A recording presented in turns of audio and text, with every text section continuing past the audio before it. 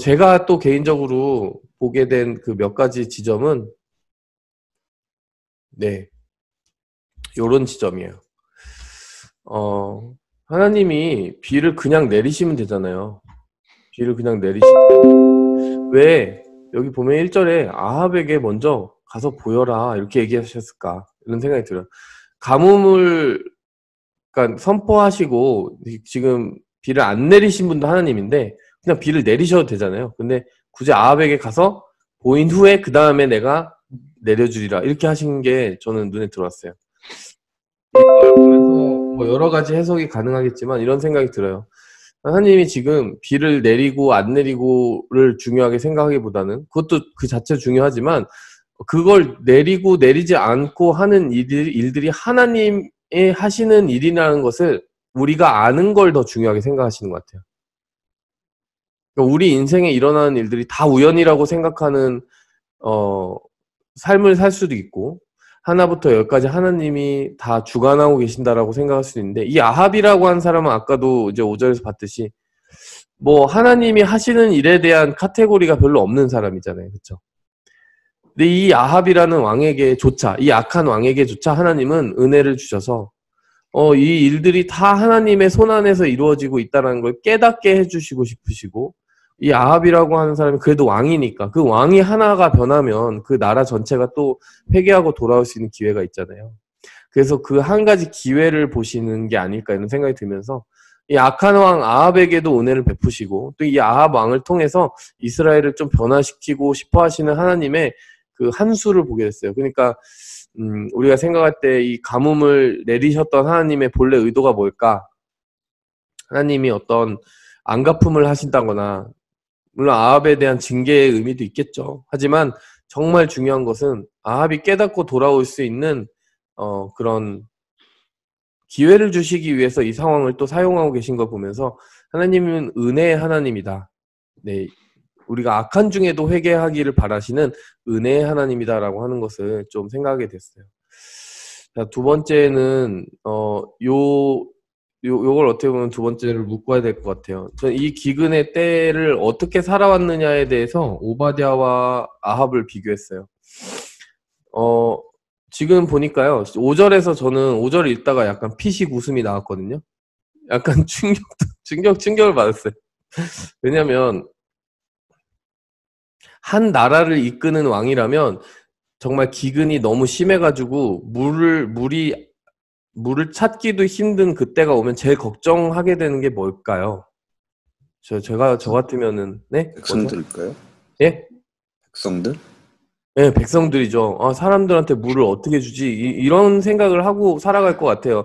근데 이거 물을 찾자라고 하는데, 그리하면 여기 보면서 말과 노새를 살리리니, 말과 노새를 살리재요. 이 사람은 지금 사람이 살아야 되는 게 아니라 내가 가지고 있는 말들과 노새. 그 당시에 이제 노새는 그 계산이죠? 벤츠 비슷한 건데, 내 말들 살아야지, 노새 살아야지. 요거 얘기하고 있네. 요걸 보고 좀 충격을 받았어요. 이 사람 좀 다르다. 그래서 짐승을 다 잃게 되지 아니하리라. 이런 짐승을 살리고 싶어 하는 거죠. 정말 그 애니멀을 사랑하는 굉장히 그 동물 애호가의 모습을 보여주고 있습니다.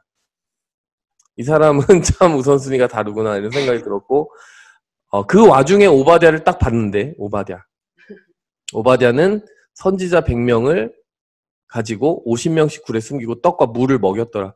야, 이 사람은 그 물 찾기 힘든 상황에서 물을 찾은 거 아니에요.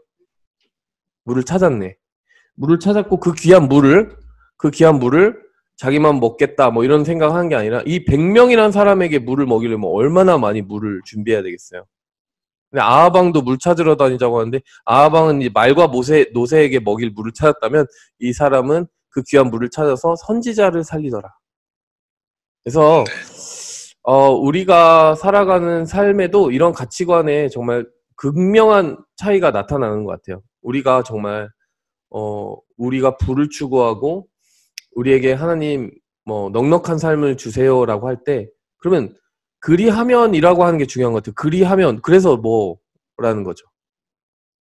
여기서 이제 말과 노새 이렇게 허망한 말들이 나오는 게 아니라 정말 하나님의 뜻, 하나님의 나라, 하나님의 사람들을 섬기기 위해 저에게 필요한 것들을 주십시오. 라고 살아간 오바댜라는 사람이 우리가 오늘 은혜 받아야 되는 삶의 그 모델이 되지 않을까. 네, 그래서 오바댜라는 사람 참 대단하다. 100명을 먹이는 거 쉽지 않다. 이런 생각이 들면서 그 오바댜의 그 모습이 생각이 났고요. 자, 이거를 보는데 제가 아까도 말했듯이 아마도 이 오바댜가 어쩌다가 이렇게 여기서 자기가 하나님을 두려워하는 사람이라고 했는데 하나님을 이렇게 두려워하는 사람일까? 사람이 되었을까? 이런 또 엘리야를 이렇게 대하는 태도가 왜 다를까? 이런 생각을 하게 됐는데 이 사람은 어려서부터 하나님을 두려워하는 사람이기도 했고 또 한 가지는 요 말을 듣고 반응하는 게 달랐던 것 같아요. 이 아합 왕 같은 경우는 이 열왕기상 17장에 가뭄을 예고했던 이 엘리야의 말을 딱 들었을 때 지금 아합 왕은 별로 두려워하는 게 여전히 없어요. 여기 봐도 뭐 그냥 하나님께 기도하자 이런 말이 없잖아요.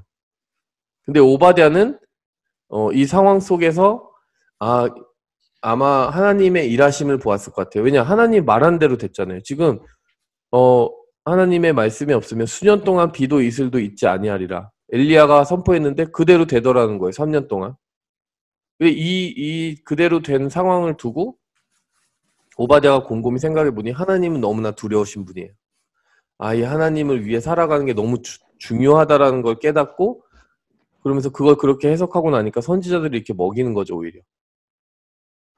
근데 아합 왕은 그 하나님의 말씀대로 엘리야의 말대로 다 선포가 된 게 이루어지는 그 상황 속에서도 뭐 그닥 두려워하는 게 없이 자기 뜻대로 살더라. 이러면서 참 여러 가지로 오늘 말씀에서 이세벨과 그러니까 아합과 오바댜를 많이 비교하게 되는 것 같습니다. 그래서 오바댜의 길이 있고 우리가 살아가는 길은 하나님의 주권을 인정하고 그 은혜를 의지하고자 하는 오바댜의 길이 있고 정말 뭐 그런 거 쥐뿔 관심도 없는 아합의 길이 있고 말과 노새에만 관심 있는 그런 길이 있더라. 네, 그런 생각이 듭니다.